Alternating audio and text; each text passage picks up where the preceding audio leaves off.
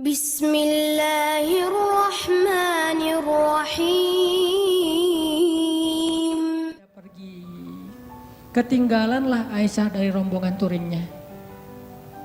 Karena tertinggal, Aisyah pun berpikir nanti kalau Nabi sadar pasti Nabi akan jemput lagi nih. Ya udah saya tunggu aja. Sambil nunggu Aisyah pun duduk di sebuah batu bersandar. Karena nunggunya lama bersandar di batu, lama-lama ketiduran. Tertidur di sebuah batu gitu. Nabi kalau ngelakuin touring biasanya menempatkan seorang sahabat sebagai penyisir jalan di belakang. Takutnya ada barang yang ketinggalan, orang ketinggalan kayak gitu. Namanya Sofwan bin Mu'attal. Sofwan ini jomblo terkeren di Madinah. Anak Madinah yang keren, masih jomblo pula. Dan biasanya cewek-cewek kalau Sofwan lewat, Sofwan gitu. Sofwan tuh terkenal lah, paling keren. Kalau di Mekah yang keren kayak Sofwan itu Mus'ab bin Umair. Yang parfumnya nggak ada duanya di Mekah, cuma ada satu.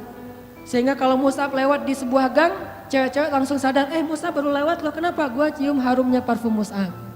Kalau Mus'ab nyuci pakaiannya, maka orang berlomba-lomba pengen ngambil pakaian itu untuk cuci bareng dengan pakaian dia supaya parfumnya pindah. Saking kerennya parfum.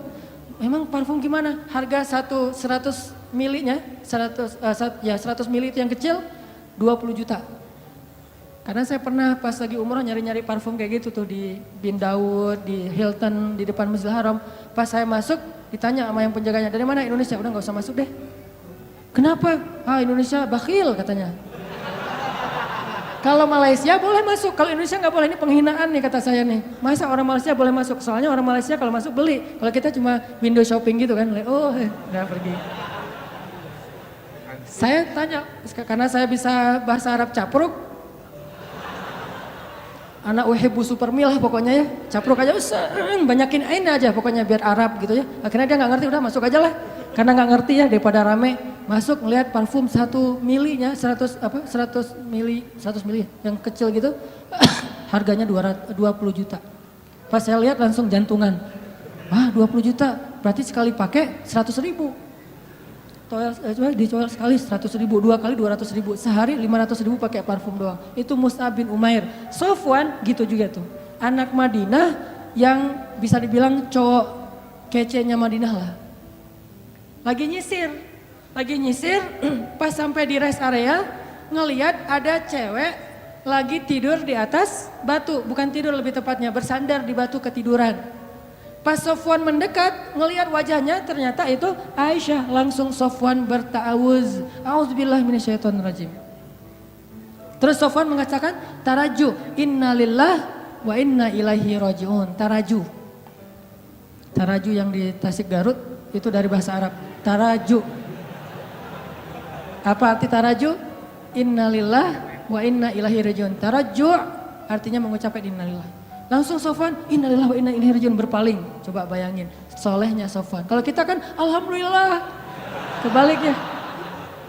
Kalau Sofwan, innalillah. Nih cowok keren tuh kayak gitu tuh, innalillah. Kalau Maryam, ngelihat Jibril, kan Maryam pernah lagi sendirian tuh di mihrab, lagi berzikir. Tiba-tiba datang cowok keren namanya Gabriel. Jibril tuh kan kalau turun ke bumi berwujud basyaron sawiyya, laki-laki yang sempurna. Pas Maryam ngelihat cowok keren gitu, apa kata Maryam? A'udzubillah. Bukan Masya Allah, bukan. A'udzubillah. Jadi cewek-cewek nih kalau ngelihat postingan ada cowok yang keren, a'udzubillah. Yang mana ya tadi? A'udzubillah aja, jangan dilihat. Yang cowok-cowoknya ada yang cewek keren, innalillah wa inna ilaihi raji'un. Jadi kalau cewek-cewek nanti di luar dengerin ada yang tarajo, berarti ada yang keren tuh. Mana. Innalillah wa inna ilaihi raji'un. Karena ucapan tarajunya keras, akhirnya Aisyah kaget dan bangun. Pas Aisyah bangun langsung Aisyah nunduk gitu karena malu kepada Sofwan. Sofwan gak banyak nanya, Aisyah ngapain sendiri di sini lagi nungguin saya ya? Enggak. Nih solehnya sahabat ya, biar kita bisa ngebandingin sama kita. Enggak nanya Aisyah lagi ngapain di sini, Aisyah kenapa duduk di situ, Aisyah enggak. Begitu udah selesai taraju, Aisyah bangun, Sofwan langsung mengambil ontanya, didudukkan di dekat Aisyah, terus Sofwan menjauh dan membelakangi. Untuk apa? Biar Aisyah naik ke atas onta dan Sofwan gak ngelihat gimana cara si cewek itu naik. Kalau udah nikah romantis banget, kalau belum nikah terjaga banget. Tuh benar-benar orang-orang yang luar biasa. Belum nikah dia menjauh, gua gak pengen lihat gimana cara Aisyah naik di atas Motor kan naiknya cewek di atas motor, apalagi boncengan pas pulang sekolah kan agak sesuatu ya. Bahaya kan? Nah Sofwan gak mau ngeliat itu. Cara cewek naik, walaupun Aisyah itu sangat terjaga auratnya. Tapi masih Sofwan menjaga hatinya. Gak mau lihat ngeliat ke sana, tapi di sebelah sana ada cermin jadi bisa tembus ke belakang. Gak ngeliat. Kalau di mall kan suka gitu ya, buang muka gitu ke arah cermin. Biasa bisa ngeliat dari sebelah sana. Bukan pengalaman ya. Pernah. Nah, akhirnya Sofwan menjauh, membelakangi Aisyah. Dalam durasi kira-kira si cewek ini udah selesai naik ke atas unta. Begitu udah selesai, Sofwan datang ngambil tali kekang unta dan ditarik. Untanya berdiri jalan.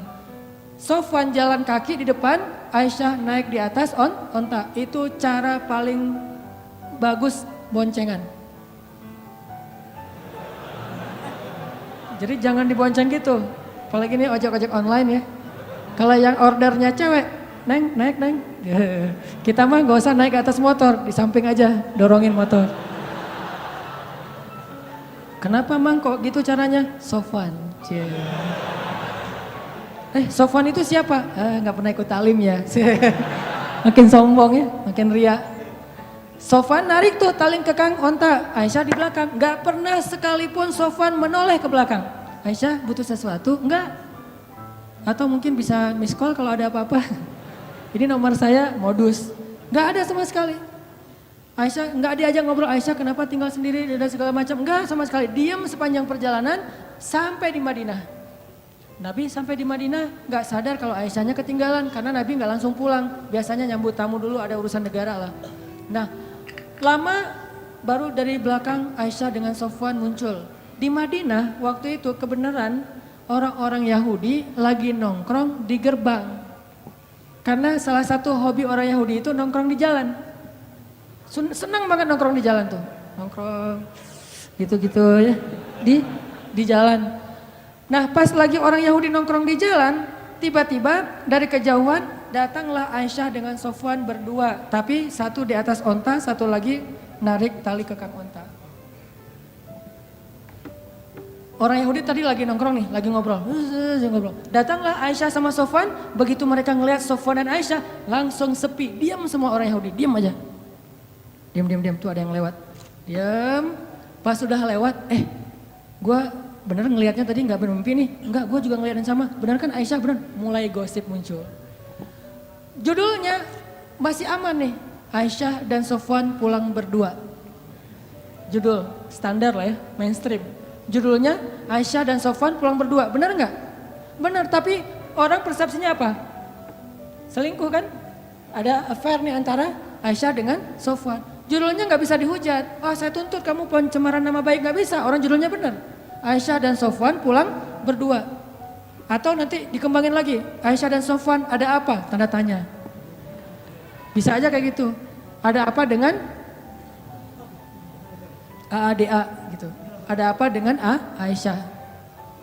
Nah gara-gara orang Yahudi nyebarin tweet, hashtag, postingan kayak gini, mulai viral di antara kaum muslimin. Ada apa dengan Aisyah? Aisyah selingkuh, Aisyah dan Sofwan ada sesuatu. Ramelah fitnah di antara kaum muslimin tentang Sofwan dan Aisyah. Sampai akhirnya fitnah ini terdengar kepada Rasul. Nabi juga sempat hampir ragu sama Aisyah. Saking semua orang ngebicarain itu. Lo udah dengar berita belum? Apa? Aisyah sama Sofwan ternyata kemarin pulang berdua ada sesuatu tuh. Oh gitu? Kan suka gurih ya omongan-omongan kayak gini nih. Bisa ditambah-tambahin, pecinnya ditambahin, jadilah pecinnya banyak. Makin banyak pecin, makin sedap. Makin susah untuk berhenti kan? Nah gitulah gosip. Akhirnya viral, jadi trending topik di Madinah, Aisyah dan Sofwan ada affair. Sampai ada seorang sahabat, kalau gak salah namanya Abu Ayyub, pulang ke rumah. Nanya ke istrinya, "Mah, udah dengar berita yang lagi trending topik belum?" "Udah Pak, Mama juga baru buka Instagram," kata istrinya. Mama punya Instagram kok Bapak gak di follow? Bahaya. Aisyah sama Sofwan katanya difitnah ada sesuatu. Gimana menurut Mama? Kata Abu Ayyub. Nih jawaban istrinya nih jadi panduan buat kita kalau dengar gosip. Apa kata istrinya? "Ya Abu Ayyub, gimana pendapat engkau jika ada yang mengatakan engkau selingkuh dengan seorang perempuan?" Kata Abu Ayyub, "Ya gak mungkin lah. Papa mau selingkuh, kan udah cukup dengan mama. Mama kan segalanya buat papa, udah gak ada lagi, gak akan terbuka lagi lah hati papa buat cewek yang lain mah. Udah gitu-gituin. Benar pak, benar. Sesungguhnya Sofwan itu lebih soleh daripada papa. Kalau papa gak mungkin selingkuh, maka Sofwan juga gak mungkin. Oh gitu, ya deh. Ditanya lagi sama istri Abu Ayyub, Pak, ya Aba Ayyub, gimana menurut engkau jika ada yang mengatakan mama selingkuh? Kata Abu Ayyub, nauzubillah gak mungkin, papa percaya banget sama mama. Mama itu kan cewek yang paling setia, yang menjaga diri dan segala macam. Kata istrinya, sesungguhnya Aisyah lebih soleha daripada mama. Kalau mama aja gak mungkin selingkuh, apalagi Aisyah. Coba, gampang kan menyelesaikan masalah kayak gini? Ada isu, sesungguhnya dia lebih soleh daripada kita. Kalau kita aja gak mungkin, pasti dia lebih gak mungkin lagi. Gitu caranya, husnuzon. Tapi di luar, berita itu tetap berkembang. Sampai akhirnya Nabi datang ke rumah Aisyah. Bertanya kepada Aisyah, ya Aisyah, pasti kamu sudah mendengar berita tentang ini. Gimana menurut kamu wahai Aisyah? Kata Aisyah, kalau saya bilang berita itu bohong, mungkin Nabi gak percaya sama saya, padahal itu bohong. Kalau saya bilang itu benar, tapi Allah Maha tahu bahwa itu tidak benar, maka saya tidak akan membela diri. Wallahul musta'an, saya akan curhat hanya kepada Allah saja, Allah yang Maha menolong. Masuk ke kamar, Aisyah kecewa gitu sama Nabi. Karena Nabi dianggap gak ngebelain Aisyah. Nabi juga bingung, benar nggak, emang kayak gitu. Saking parahnya berita ini. Nabi juga bingung nih, hampir aja Nabi menceraikan Aisyah. Saking luar biasanya fitnah. Nggak lama kemudian Nabi dalam keadaan sedang sedih, rasa perasaannya itu lagi kacau banget. Turun surat An-Nur, ngebelain Aisyah. Sesungguhnya orang-orang yang menyebarkan berita bohong itu adalah bagian dari umat Islam sendiri. Ternyata yang menyebarkan itu bukan orang Yahudi cuma munculin tweet pertama orang Yahudi, tapi yang bikin dia viral orang Islam. Mungkin postingan pertama bukan dari orang Islam, dari luar, sengaja pengen bikin masalah. Yang bikin itu jadi fitnah, kita sendiri nge-repost sembarangan. Mungkin gak ada masalah sebetulnya, kita aja yang membentur-benturkan. Sesungguhnya yang membawa berita bohong itu adalah orang Islam sendiri. Maka katakan kepada mereka, jika kalian tidak bertobat, sesungguhnya itu zalim yang paling besar. Janganlah kalian meringankan ucapan kalian, meremehkan, sesungguhnya di sisi Allah itu dosa besar, dan seterusnya. Satu halaman penuh ayat turun untuk ngebelain Aisyah. Bayangin, satu halaman di surat An-Nur. Khusus tentang Aisyah. Akhirnya Nabi pas dapat ayat ini, ngumpulin para sahabat, ayo ngumpul. Nabi pun membacakan ayat itu, para sahabat bertakbir, Allahu Akbar. Ternyata sudah turun tabayyun dari langit, bukan dari bumi. Klarifikasinya yang membersihkan nama baik Aisyah dan Sofwan, Allah Subhanahu wa taala, langsung dari Allah. Sehingga akhirnya Nabi pun datang ke rumah Aisyah, nyari, ya Abu Bakar, sudah turun ayat. Mana Aisyah? Aisyah disuruh keluar oleh Abu Bakar. Ketika Aisyah udah keluar, Rasulullah mengatakan, ya Aisyah, berbahagialah, Allah sudah turunkan ayat yang membela kamu, bahwa sesungguhnya itu semuanya berita bohong. Aisyah pun masuk lagi ke kamar dalam keadaan ngambek. Abu Bakar masuk ke dalam, Aisyah kenapa masih ngambek sama Rasulullah? Udah ucapin terima kasih sama Nabi. Kata Aisyah, enak aja, ngapain saya minta terima kasih ke Rasulullah, kan yang bela saya Allah. Udah biarin aja orang itu, kata Aisyah. Coba, apakah Rasulullah marah? Enggak. Kata Abu Bakar, ya Rasulullah, Aisyah lagi ngambek, gak mau ketemu. Ya udah nggak apa-apa, memang Aisyah pantas untuk melakukannya. Nabi pun pergi. Biarkan Aisyah menyelesaikan, merecovery dulu perasaannya. Selang beberapa hari Nabi datang lagi, udah normal lagi.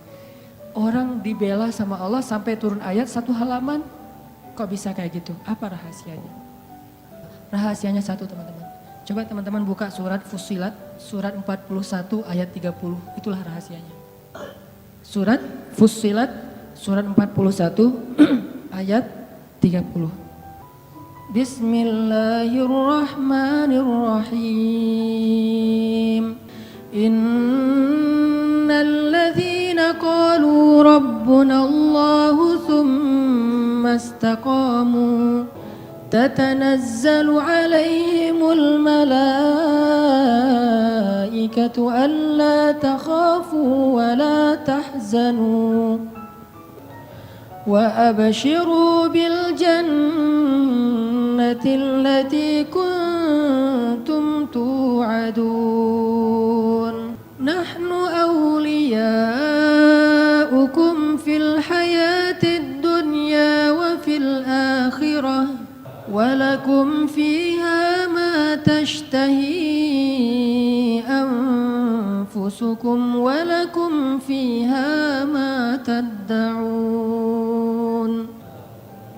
Sesungguhnya orang-orang yang berkata Rob kami adalah Allah, kemudian mereka berkomitmen istiqomah, maka turunlah kepada mereka malaikat-malaikat secara berbondong-bondong dan mengatakan, janganlah kalian takut, janganlah kalian khawatir, bergembiralah dengan surga yang telah dipersiapkan untuk kalian semua. Kami adalah pelindung-pelindung bagi kalian dalam kehidupan dunia dan dalam kehidupan akhirat. Di sana, di dalam surga, ada hal-hal yang kalian sukai dan di sana juga ada apapun yang kalian minta. Ini rahasianya. Istiqomah. Arti istiqomah, 1 komitmen, 2 konsisten. Sehingga kata Allah, tatanazzalu alaihimul malaikah. Sebagaimana Jibril turun untuk ngebelain Hafsah. Tatanazzalu alaihimul malaikah. Sebagaimana Jibril turun membawa wahyu untuk Aisyah. 2 kali, 1 ayat tayamum, 2 ayat untuk membela fitnah terhadap Aisyah. Tatanazzalu alaihimul malaikah. Nahnu auliyaukum. Kami yang akan ngebelain kalian, yang akan ngelindungin kalian. Siapa kami? Allah Subhanahu wa taala yang kemudian menyuruh para malaikat untuk ikut serta membela dan melindungi orang-orang yang Allah bela. Siapa mereka? Orang yang istiqomah. Makanya terus aja on the track, jangan sampai kita melenceng. Kalau terlanjur melenceng langsung balik lagi. Melenceng langsung balik lagi, cara baliknya dengan taubah dan istighfar. Hijrah. Kalau kita istiqomah, nanti suatu saat setelah istiqomah kita diakui oleh Allah, disahkan, Allah udah ridho, oh ternyata benar kamu istiqomah, maka Allah Subhanahu wa taala yang akan membela kita, bukan manusia. شكرا يا ربي شكرا هديت قلبي شكرا